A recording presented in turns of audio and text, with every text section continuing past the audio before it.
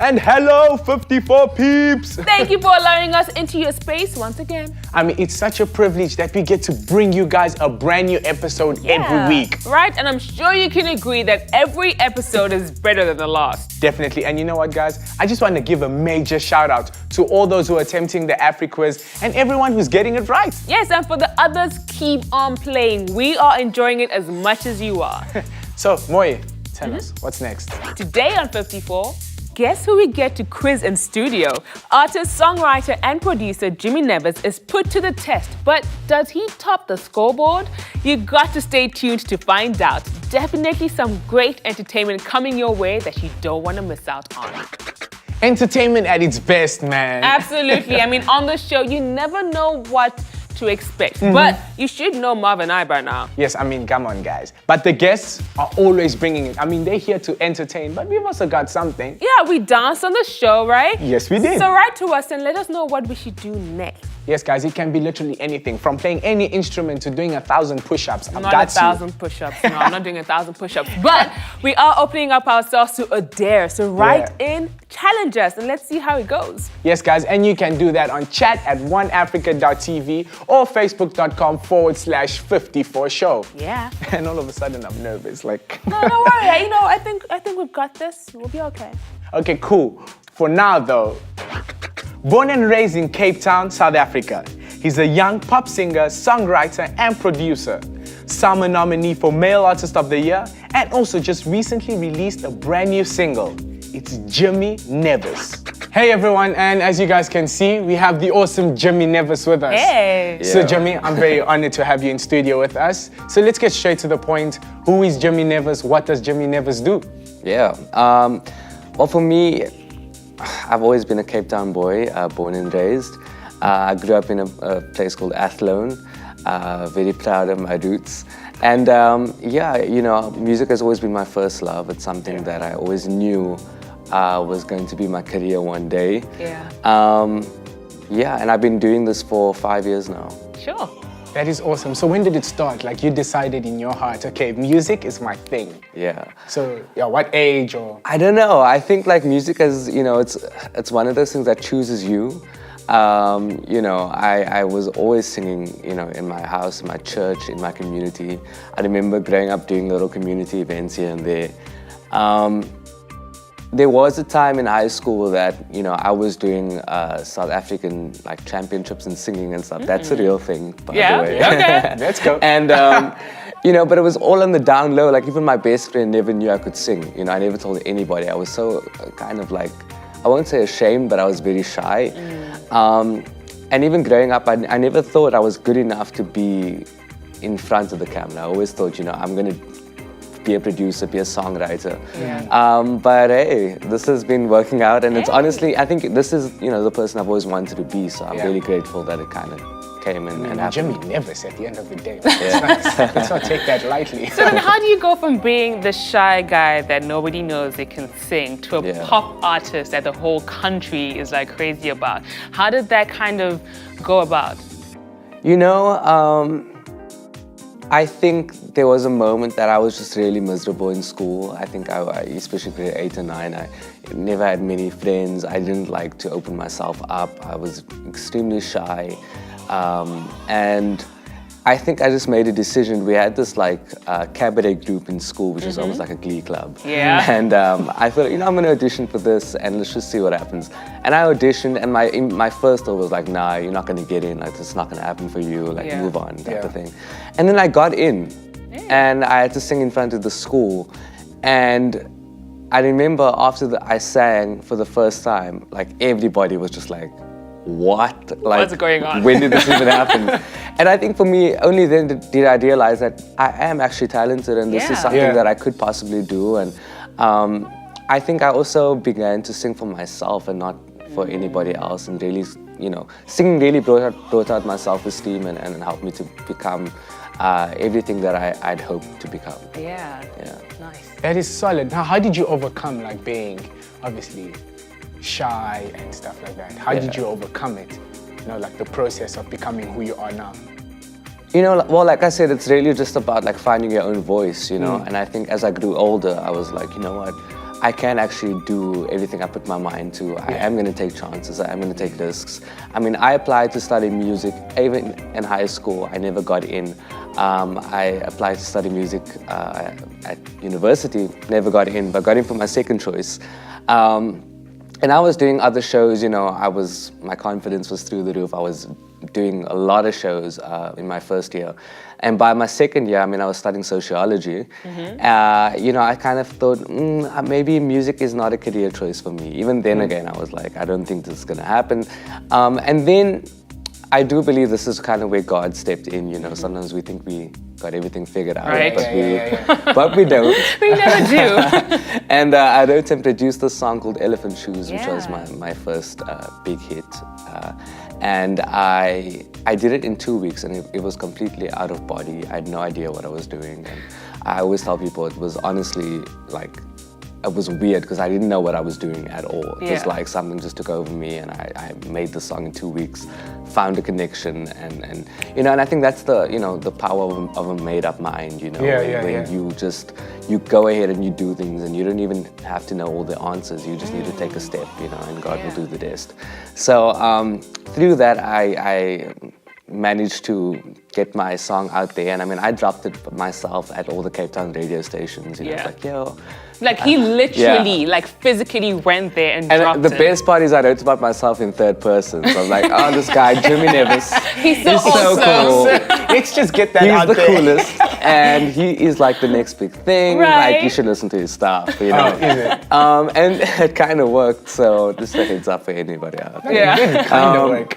It worked. It worked, yeah. So, you know, I'm so grateful, you know, when I think back to 2012 in March, when I did that whole process. 2 weeks later, I got a call saying, oh, we love the song, and the next thing, it went viral. And I mean, I was busy starting a Facebook page. I never even knew what Twitter was, and I think Twitter had just like found its way into like the commercial market there, you know. So, and I remember I signed with a record label, and they were like, oh, you got to be on Twitter, you got to do this, and be on the you know, today socials. I'm just so thankful to be, you know, in the know, and I'm going on to put out my third album this year. Yeah, amazing. And then you've done incredibly well. You're also Summer nominated, and you've been putting out music that people are really, you know, kind of responding to. Thank you. So now when you are actually, you know, everybody's now listening to your music, like you said, Elephant Shoes was a big hit that we kind of fell in love with you on. How did you now handle kind of the fame and the attention? Because you remember you started, like you said, quite shy, and now you have so many people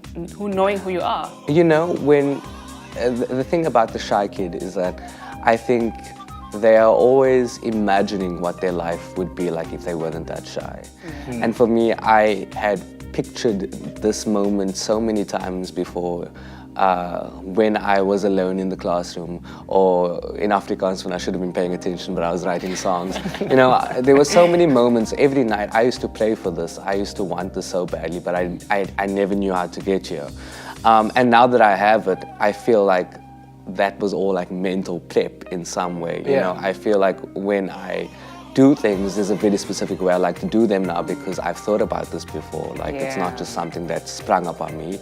It's something that I'm really happy has happened to me, and now I am prepared. So, you know, the fame thing for me, it's definitely something that I embrace. You know, it's not the beginning and the end of why I do what I do, but it's, you know, it comes with the territory, and it's something that's constantly evolving. I mean, we were chatting about just like the online and the offline world, and even this, you know, with Snapchat, with Instagram, it's like you existing in so many spaces at the same time. You know, and it's interesting, you know. So I'm really enjoying getting to grow and learn and be a part of this industry in all its glory. Yeah, amazing. Snap, talking about growing, what were the like significant lessons that you probably learned throughout the journey that made you who you are now? Grow. Wow, so many, man.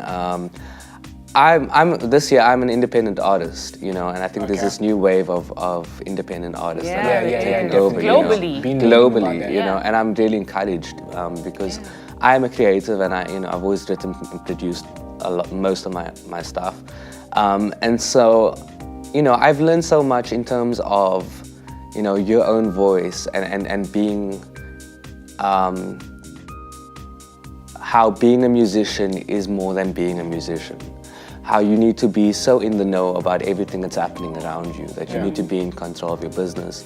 You need to know what's happening with publishing. You need to, if you don't understand these things, you need to get in the know. Nobody's going to teach you. There's no right way to be a musician these days. You know, there's no method that you can follow, a step-by-step process. You got to figure that out.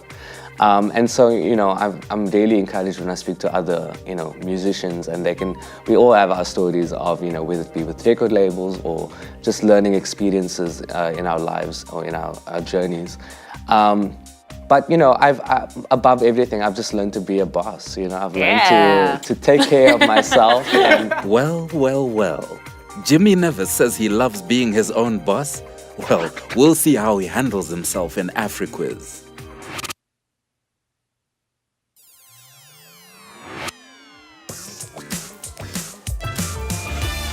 We all know Africa is the second largest continent in the world, made up of 54 countries.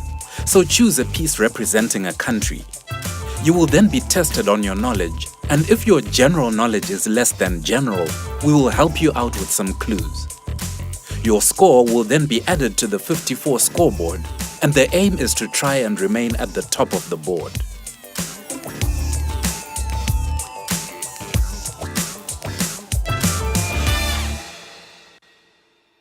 All right, so you've been briefed, all right? You know how it works? yeah, I do. Okay, how are you feeling? How are you feeling right now? I'm excited. I'm a little nervous, but No, why don't you shake it off, shake it off. All right, so it's time to choose a country. You ready? Yeah. All right, let's do this. Cool. Stop.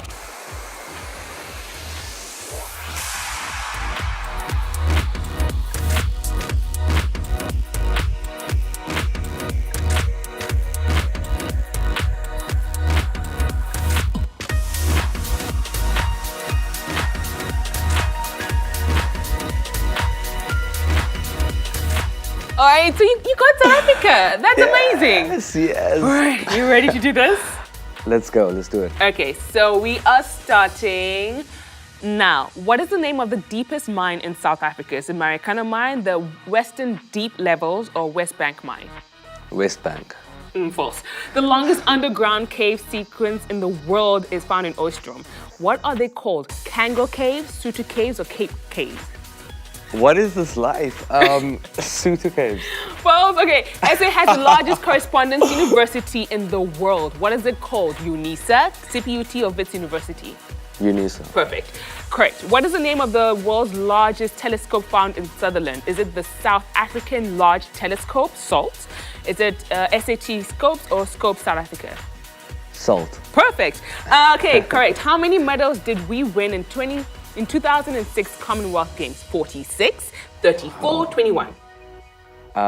46. Correct. All right, so South Africa hosts the longest timed cycle race. What is it? The August. Perfect. What is the longest ultra marathon that is done in SA? The Comrades. Correct. Stop. Time. All right. Okay. I think we did good. You got 5. 5? Yeah. I'll take that. Yeah. That's dope. I mean, you know, some questions I was like, boy, I don't know how you're going to answer. But you did really well. Thank you. Thank you. Well, thank you so much for joining us today, Jimmy Nevis. It's awesome to have you. Thank you. But we're not done with him just yet. Check out this video.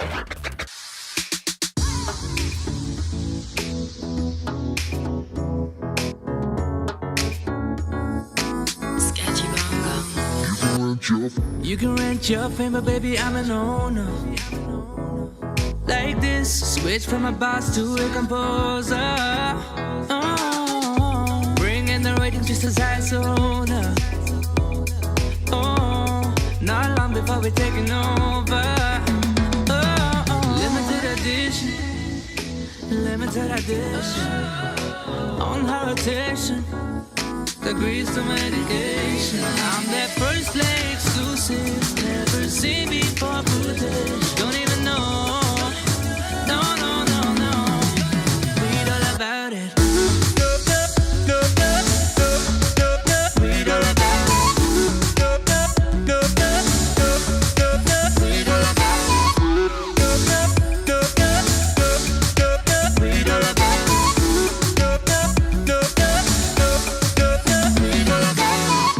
What we're trying to do should be Success is a heroin for driven people. I'm just trying to live life and be an example. Oh, just trying to be a flame in all the charcoal. Limited edition, limited edition. On her rotation, degrees to medication. I'm that first play exclusive, never seen before footage. Don't even know. No, no, no, no. Read all about it. Read all about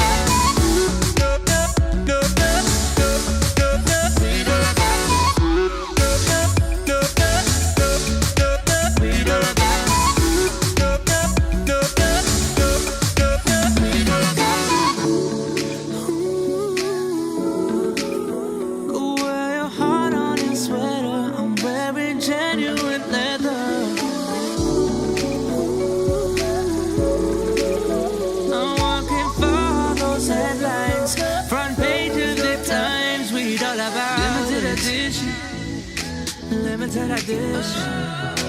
On her rotation, degrees to medication. I'm that first play exclusive, never seen before footage. Don't even know. No, no, no, no. Read all about it. Oh, would you read all about it? Oh, would you read all about it?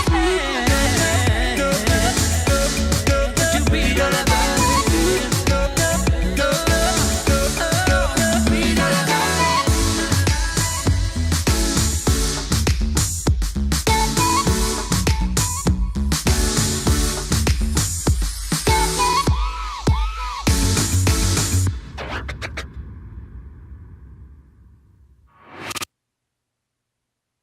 Such a cool dude, man. And big ups to him for making his life such a great success. Absolutely, it's all about taking control of your life and staying focused. Yeah, it's easier said than done, but at the end, the determination is worth it. Yeah, nothing comes easy, but like everybody says, everything has its own challenges. That's why you have to continually empower yourself. Yes, guys, and one of the ways you can do that is by keeping Jesus at the center of everything. Sure, Ma, quite deep.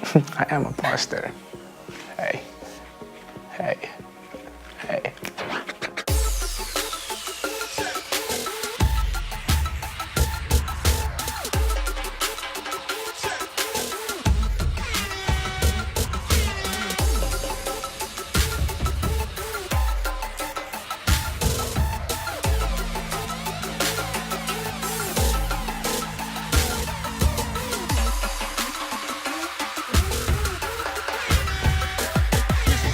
Today in studio via Skype, we have the amazing master artist, Mr. Kurt Venner. Thank you so much for joining us today. And we just want to get a little bit of insights as to what you do, how long you've been doing it.